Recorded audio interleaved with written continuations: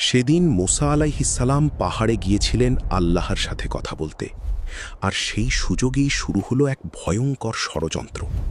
সামেরি, একজন চালাক মানুষ, সে সোনা গলিয়ে তৈরি করল একটি বাছুরের মূর্তি।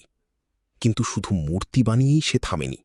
সে এত কৌশলে ছিদ্র তৈরি করল যে বাতাস ঢুকলেই মূর্তিটা শব্দ করত, গরুর ডাকের মতো। আর তখনই সে বলল, দেখো, এই বাছুরই তোমাদের ইলাহ। মুসার আল্লাহ তোমাদের ভুলে গেছেন।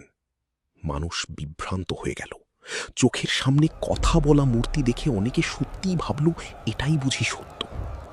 আল্লাহ তখন মুসা আলাইহিসসালামকে বললেন, তোমার অনুপস্থিতিতে আমি তোমার কওমকে পরীক্ষায় ফেললাম, আর সামেরি তাদের পথভ্রষ্ট করে দিল। ভাবুন একবার, একটা ফাঁপা মূর্তি, কিছু ছিদ্র আর বাতাসের শব্দ, এটুকুই যথেষ্ট ছিল একটি পুরো জাতিকে আল্লাহর পথ থেকে সরিয়ে দিতে।